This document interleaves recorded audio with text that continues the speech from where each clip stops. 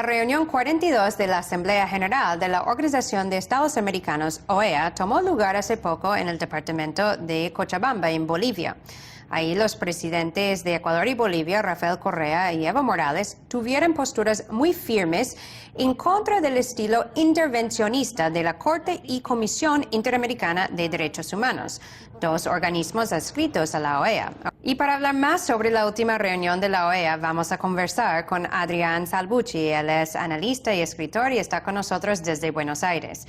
Gracias por estar aquí de nuevo en el programa, Adrián. Un gusto. ¿Qué tal, Eva? Muy bien. Bueno, Adrián, en esta última reunión de la OEA que tomó lugar en Bolivia, pues hubo, más o menos una postura muy firme de los países de ALBA en contra de la Comisión Interamericana de Derechos Humanos, acusándolo, además de ser sesgada, una institución muy sesgada, de ya tener poca relevancia en la región. ¿Cómo ves esa acusación y crees que puede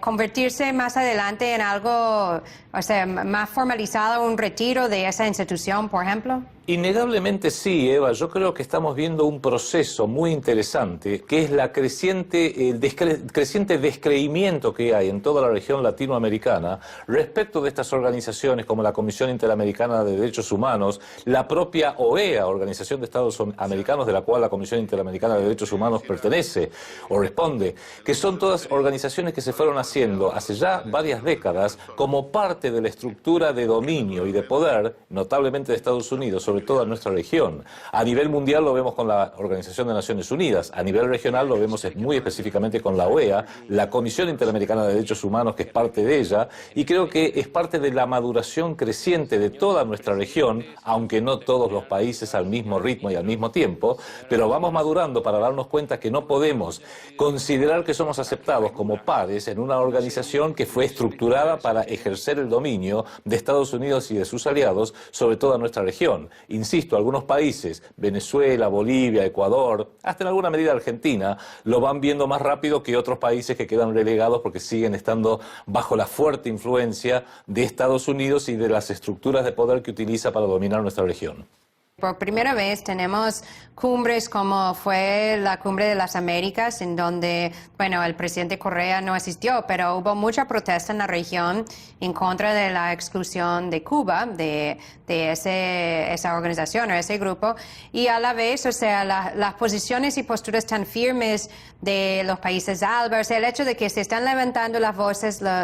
los países latinoamericanos en contra de estas políticas de dominación de Estados Unidos. ¿Cómo ves que este escenario que va cambiando y cómo crees que va a continuar o va a cambiar en el futuro? Bueno, aquí la cuña, por así decirlo, el país más activo y que más servicio le ha hecho a todo el continente sudamericano y centroamericano es Venezuela, porque Venezuela en alguna medida viene siendo el líder en esto, gracias a las políticas del presidente Hugo Chávez. Innegablemente acá hay que tener presente que no solamente se trata de organizaciones multilaterales públicas como la OEA y el Fondo Monetario Internacional, por ejemplo, que también tiene mucho que ver, el Banco Interamericano de Desarrollo, acá hay organizaciones políticas y económicas, sino también las organizaciones privadas que utiliza Estados Unidos para promover sus intereses, como por ejemplo la American Society con sede en Nueva York, del cual por ejemplo uno de sus miembros fue el ahora presidente Juan Manuel Santos. O sea, estas organizaciones son semilleros para luego colocar sus propios funcionarios, lamentablemente, para que hagan la tarea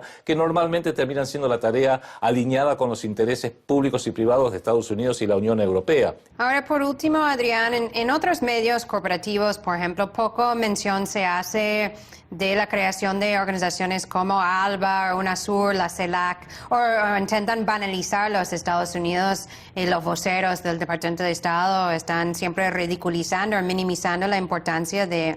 esas organizaciones. ¿Crees que esas son realmente organismos que pueden reemplazar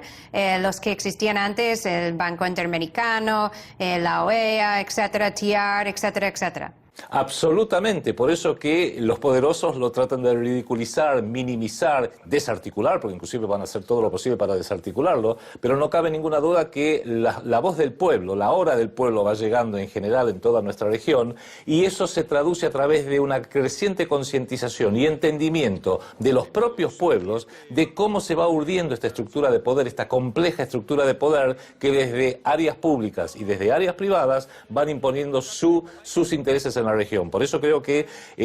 aunque las organizaciones nacientes probablemente cometan sus errores, probablemente sean perfectibles, de todos modos, si todos los países de nuestra región pretenden ir forjando su destino para el interés propio y el bien común de nuestros respectivos pueblos, y no para los intereses de la estructura bancaria, el establishment militar y los poderosos geopolíticos de este planeta, eso solo se va a poder lograr en la medida que vayamos estructurando armoniosamente y en forma articulada organizaciones que respondan a nuestros intereses y no a los intereses foráneos, por más que con la hipocresía traten de cubrirlo con palabras como democracia, derechos humanos, paz, porque todos sabemos que todas estas organizaciones no tienen nada que ver con la democracia, jamás traen la paz, y por supuesto los derechos humanos los defienden solamente cuando están alineados con sus intereses y no con los intereses auténticos de los pueblos de la región. Así es, y son momentos muy interesantes, muy importantes para el futuro de América Latina y el Caribe.